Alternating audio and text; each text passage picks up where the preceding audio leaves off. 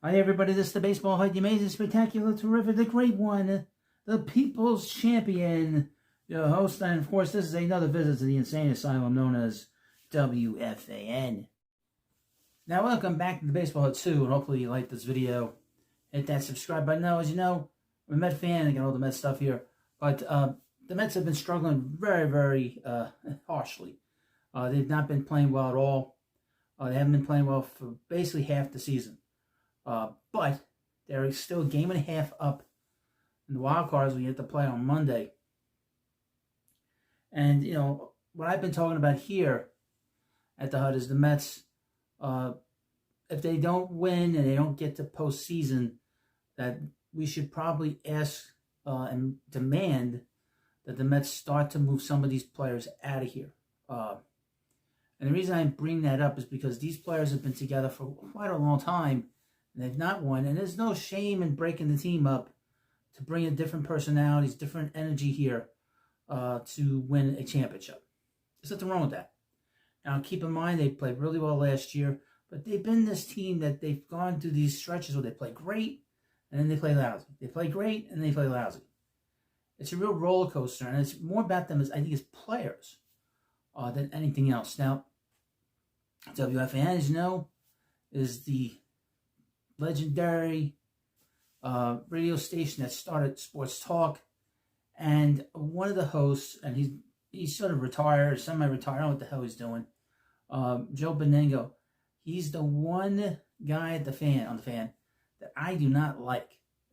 I never liked him ever, because it's all big shtick, it's all big bunch of nonsense. A terrible fan. A few years ago, the Giants were playing the Jets, and the Jets won a game, but he left early because he thought they were going to lose.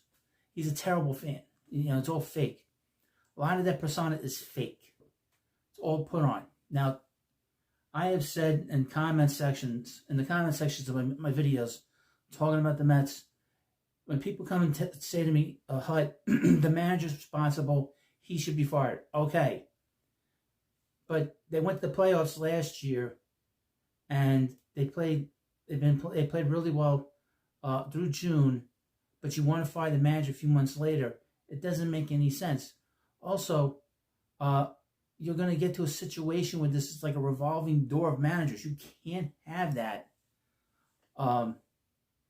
every 2 years. You have a good year and then a rough year. You fire the manager because he had a rough year. I mean, then you give him like no chance to come back. We've had this problem over many years now since Terry Collins retired. Now, I would mention, I was not the biggest Terry Collins fan at all. Okay, I thought he stayed here way too long before we got to 2015.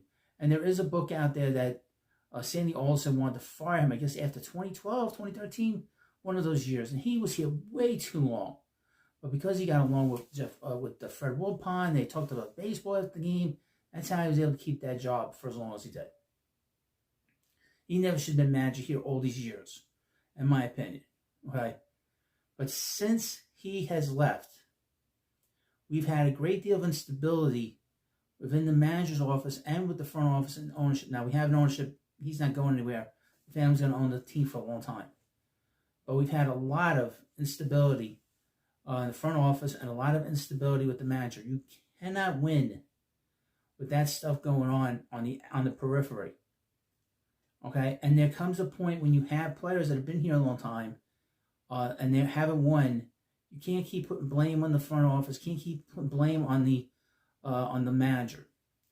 Since 2017, the Mets have had Mickey Callaway. Mickey, ding, you know, texting these women trying to get a date. I would mention, the guy got canceled, but none of these women ever sued him. None of these women ever, went and said, called the cops on him. So what did he do? He wanted to get a date. I mean, really. And then they ran him out of baseball. It makes no sense. Then we had Carlos Beltran. So this is two. He got fired because he lied to the Wilpons about his role in the trash cans with the Astros. Then we had Luis Rojas, who was completely over his head. Why the Mets hired him?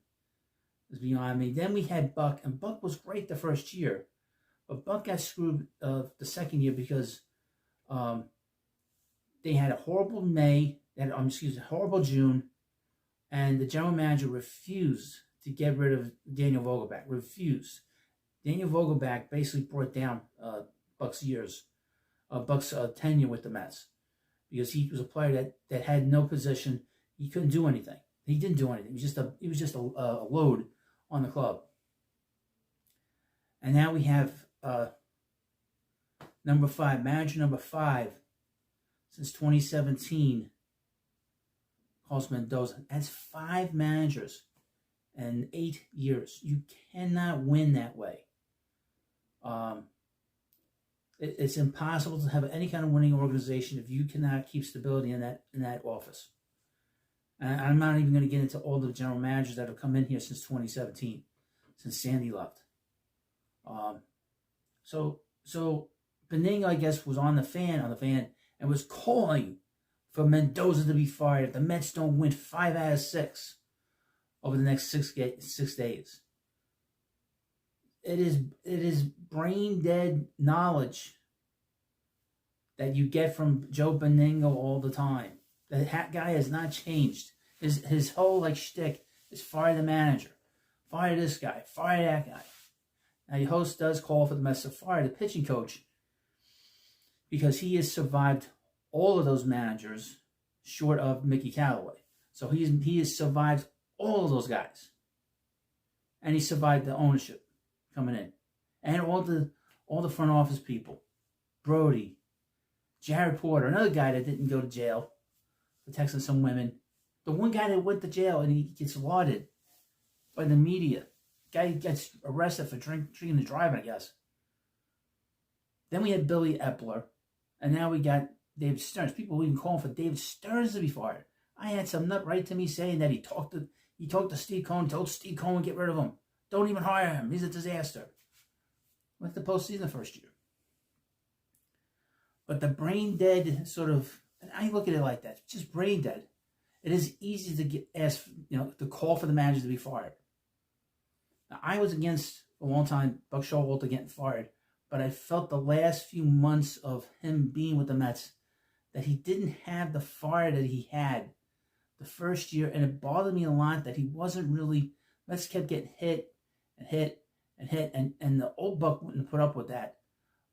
He would have gone crazy back in the day, and he's an acolyte of Billy Martin. He was a coach under Billy Martin, and Billy would have hit like 3 or 4. You know, I mean, remember when Braves Charlie Morton hit Pete Alonso, and he was out, and that injury was like a domino effect. It completely wrecked the Mets June in 2023 and their season. Billy would have hit 3 of their guys, but Buck never retaliated. Everybody knew, in any sense, that Morton had hit Pete on purpose. That's my opinion. That's how I feel. I think a lot of people felt that, but he didn't retaliate. He had to retaliate at some point. But you can't keep bringing in managers and not say to yourself, maybe it's the players. Maybe the players need to change. Maybe you need to get some guys that are a little bit tougher, when it comes to dealing with the media. You need players in here that are going to be tougher in terms of not letting the noise get into the room. I think Bobby Valentine said that the other day at the Alzheimer's game, talking about keeping New York out of the room, meaning all the outside complaining, like people like him, people like me. I complained heavily 2 years ago, and I know that it got back to the players. I know they did, because I know when I was complaining about Vogelback and the team, and I just went crazy one day, just ripping into them piece by piece. And I know that there was a reaction because the team started doing this obscene gesture, and once it got brought to the attention of Buck, it stopped. But I know the team hears what I have to say. So I like to defend them a lot of times, but I also call them out. But you cannot have constant instability. Who's going to want to be here if after 2 years, you have a great year, the guy's great, and then you have a rough year, this guy sucks, get rid of him, he's shit. It makes you look crazy, it makes you look stupid. But what do you expect from people at WFAN? And this is another visit to the insane asylum known as WFAN. They're coming to take me away, ha ha. They're coming to take me away, ho ho, hee hee, ha ha. To the funny fun.